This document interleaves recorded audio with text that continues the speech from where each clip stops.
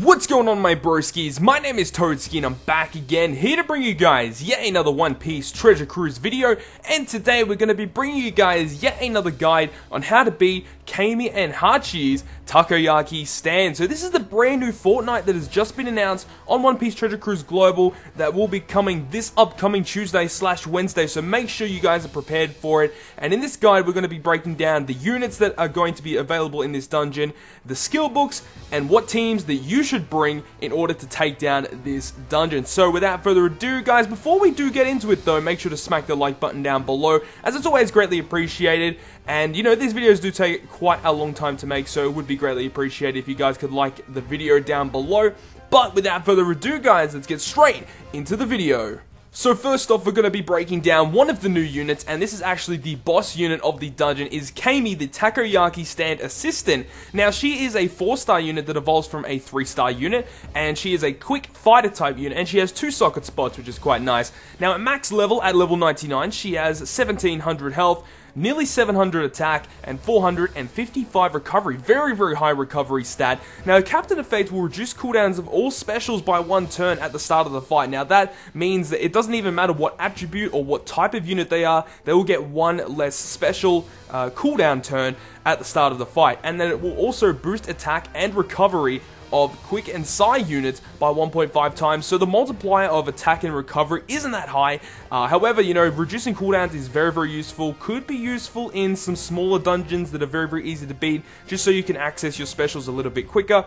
Now, her special ability starts at 25 turns and maxes at 16 turns, and it boosts the chance of getting quick and psi orbs for 3 turns, and then boosts the attack of quick and psi characters by 1.2 times for 3 turns. This is actually a pretty nice special, I'm not going to lie. However, you know, being such a high cooldown, even at max, it's 16 turns, is a little bit annoying, which means that you're going to have to wait a little bit of time in order to use this special. If this was around about 10 turns, it would be so much better. And I can just automatically think that teams that should be really good in are Marco, like 6-star Marco or 6-star Boa teams. Very, very nice, because 6-star Marco and Boa have the ability of giving multipliers of attack, very high multipliers of attack to quick and psi units. So this would fit quite nicely into one of those teams. Overall, not too bad of a unit, you know, not the worst Fortnite unit that we've ever had, but definitely not the best Fortnite unit that we've ever had either. So now let's move on to the next unit. Moving on from Camie, we have Hachi. So this is a brand new Hachi unit that you can get, and he is Hachi, the Takoyaki stand owner. He is a 3-star unit. He does not evolve into a 4-star unit, and he is a Psi Slasher Tough unit. Now, Tough is one of the brand new classes coming into OPTC later on down the track. I'm just putting in this video to tell you guys that it will be the brand new class that will come out next, the Tough class, or it might get renamed to something else. And he does have 2 socket spots as well, which is quite nice to see. Now, at max level, at level 99, a little bit weird for a 3-star unit to max out at level 99. However, this guy, he has nearly 1800 health, 888 attack, and 187 recovery. Overall, not too bad of stats for a 3-star unit, actually, and his Captain Effect will recover 618 HP at the end of each turn, and then boost the attack of slashes by 1.5 times. He's definitely not the best captain. You don't really want to use him for his captain ability. It's not that good. You know, there are better units to use with a higher multiplier of attack. And then the special ability, which starts at 25 turns and maxes at 12 turns, will cut the current HP of each enemy by 8%, which is overall really good. To get some health cut on enemies is very, very nice, and then will boost the attack against enemies with increased defense by 1.3 times for 1 turn. So this is a little bit different from Sadie-chan. She makes it so you get a boost when you're attacking an enemy with lower defense. However, Hachi will give you a boost if you're attacking one with higher defense.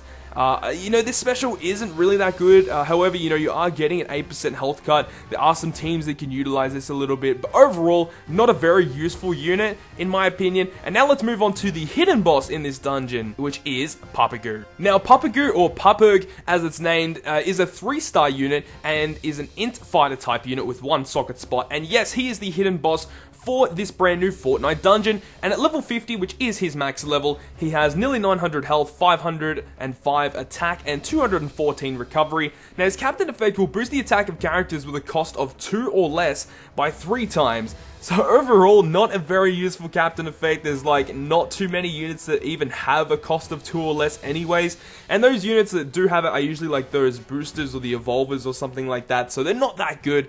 However, his special, which starts at 23 turns and maxes at 15 turns, will bind himself for 3 turns, reduce damage received by 50% for 3 turns, and recover 3.5 times this character's recovery in HP at the end of each turn for 3 turns. So overall, like, that isn't even that bad if you have Binding Socket or someone that can unlock your units. This guy's actually not that bad to withstand a lot of damage, so if you have to bring someone to take hits from an enemy, like a raid boss or something, and you need someone to take damage, to reduce damage, then you can have Papac here, who can reduce the damage by 50% for 3 turns, and then you're also recovering HP back, which is really nice. However, he does bind himself for 3 turns, and his stats are pretty bad, so that's why he's kind of overshadowed by guys like Alvida, Perona, and Smoker. Like, those guys have really high stats, and, have, just overall a better typing and stuff like that. So they work in a lot more teams.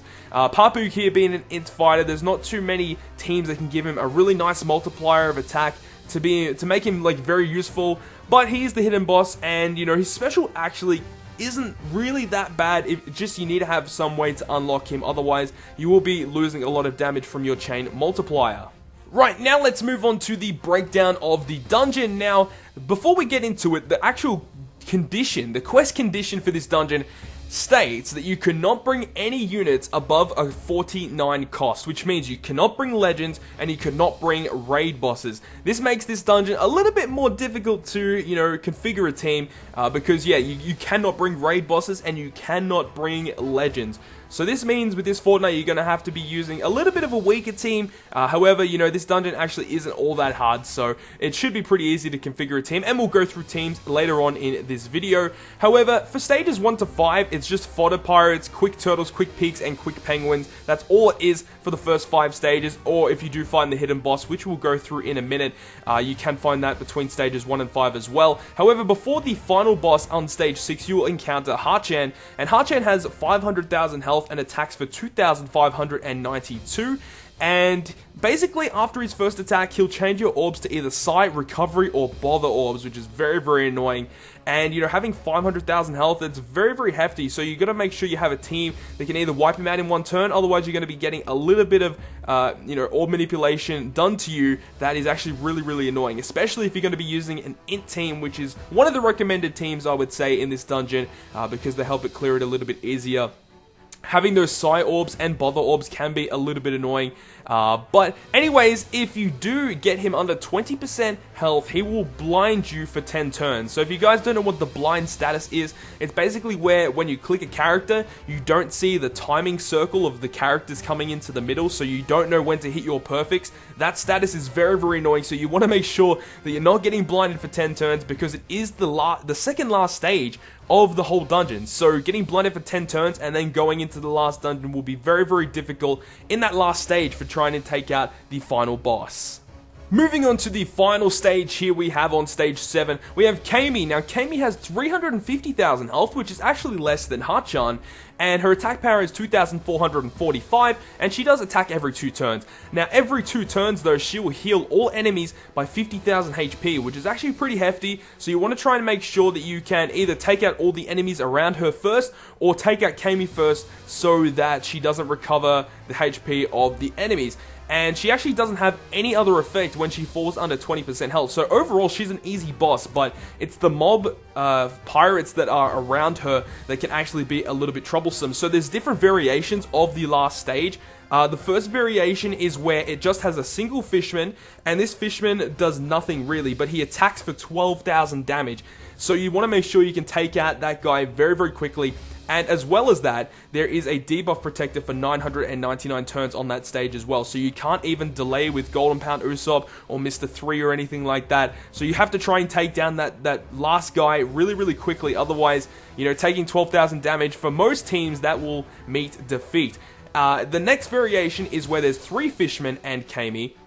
Now, if there are 3 fishmen, they'll get the ability, the preemptive attack, of where they'll make it so that strength orbs will appear more likely for your team for 999 turns, which if you're going to bring a dex team, that can be a little bit troublesome, which means that you cannot actually, get a lot of damage output because you're getting negative orbs. And then after they give you that buff to get more strength orbs, they'll shuffle your orbs so that you're basically going to walk in, get more strength orbs on your team. So this is going to be very, very difficult to run with a dex team if you don't have the right orb manipulators, which we'll go through soon.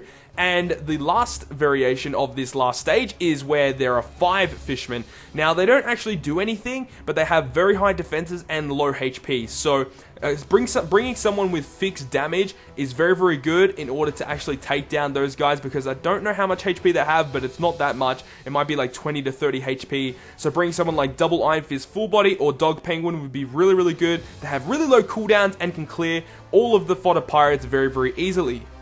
So now moving on to the hidden stage, we have Papac. Now, there actually isn't a picture that I've been able to find for Papac's actual stage, but Papac himself has around about 100,000 health, and he has nearly 2,600 attack power. So when he attacks you, he'll do 2,600, but he attacks every 2 turns. Now, if he does get a chance to attack, he will silence your captain for 2 turns. So obviously you don't want that to happen, so just take him down really, really quickly. I think there actually might be some fodder pirates that surround him, so it'd be best just to leave those guys alone and then take down Papac first, just so you can make sure that you're not getting that silence on your team, which can be a little bit annoying, especially if you're using a HP boosting captain like Ashura or something like that, because it means that you're going to lose all that HP, so you definitely don't want that to happen. So take down Papac first, and then you can take down the pirates that surround him. So now let's move on to the notable skill books here. The first one is the rare drop for the stage, which is Dark King Rayleigh. So 6-star Legend Rayleigh has a chance to drop his books in this dungeon. So for all of you guys who do have Rayleigh, this is a really good opportunity for you guys to try and farm out his books. Obviously, being a legend, the drops will be very, very bad, and I can see a lot of people complaining, not going to be getting too many books, but, they have to do it because, legends, they're so notorious for being, the most powerful units in the game, so, it only makes sense that their skill levels will be a little bit harder to max. Moving on from that, you have Namul. Now, Namul books, these are the first time that these are ever coming out on global version of OPTC, so that is really, really good. He has a very nice special as well that helps out fighter teams a lot, so that'd be nice if you guys do have Namul to try and max out his skill, because he's very, very good. Next up, we have Apu as well. So Apu is one of those really great units that you pretty much need to get maxed out. Law and Apu, just one of the best combinations in the game, works super, super good. And, you just have to try and max him out. He's just amazing. And then moving on from that, you got Shura, you got Hachi, the original Hachi, you got Papac, which is the hidden boss of this dungeon, you have Miss Merry Christmas, and the Dex Giant Woman Soldier. So if you guys do have any of these units, you can find all of these skill books within this dungeon. So make sure for you guys to try and max out these guys, especially Rayleigh, Namul, and Apu. Those 3 guys, try and get those guys maxed. They're very, very good units to try and get. So now let's move on to the recommended teams for this Fortnite dungeon, and the first one I have here is a Dex Orb Burst Team, which utilizes a double Law team, and Law, 2.5 times attack to all of your Dex units is very, very nice, so having that is really, really good, enabling you to just clear the dungeon so much easier. And you have Apu in there as well. So I mentioned that with the skill books of Apu, with Law and Apu having that really, really nice combination where you can basically get a full team of Dex Orbs. Now you've got Miss Doublefinger there to double, or not double, but 1.5 times attack for Dex units for a turn. And then you have Bellamy, which amplifies orbs by 1.5 times. So you have basically a full team of Dex Orbs, and then you just have 1.5 times attack to Dex and 1.5 times orb boost, and it's just an absolute amazing burst team. It's really, really strong for this dungeon, and also I recommend using the 1000 Sunny because it's just a really, really good ship, and I'm pretty sure the 1000 Sunny might help in clearing out the final stage with the 5 fishermen with the high defense. I'm not 100% sure, but the 1000 Sunny might be able to clear those guys out without having to use a fixed damage user like I've recommended in this team with Double Iron Fist Full Body or Dog Penguin. So if the 1000 Sunny can clear it without having to use a fixed damage user, you can swap that out for just, a really powerful Dex unit like Namul or Izo or something like that. So this is a very powerful team, might be the one that I'll be using in this Fortnite dungeon. Moving on from that, we have an INT or Burst Team. Now, INT teams are very, very good for this dungeon, namely just against Hachi and against the final stage of Camie with the single Fishman Pirate because he is a Psi unit. So having an INT team would help clear that dungeon very, very easily. Now, as I mentioned just before, if there is a way to actually clear the stage with the 5 Fishmen with the high defense without a fixed damage user, you can just use the 1000 Sunny, or if not, you could swap out either Crocodile. You could probably Crocodile. You could swap out for the fixed damage user.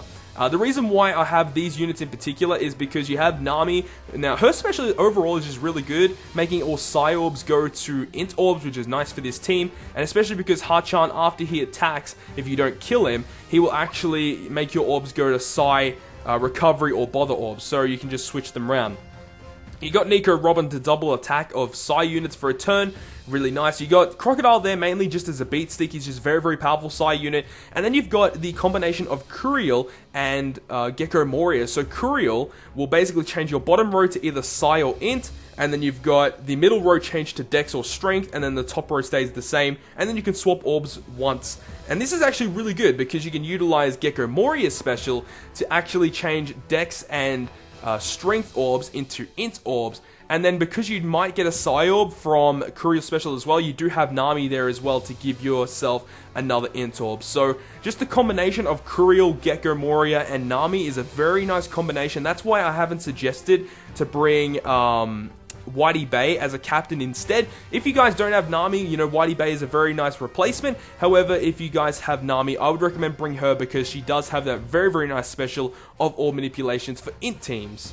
And the final team that I have for you guys today is a free-to-play slasher team, which does utilize a double Crocodile lead. Now, this guy will give you 2 times attack to all of your slashes, and then with another Crocodile friend, you'll have double attack for your slashes. And he also, I think he reduces damage. I'm pretty sure he reduces damage by a certain multiplier.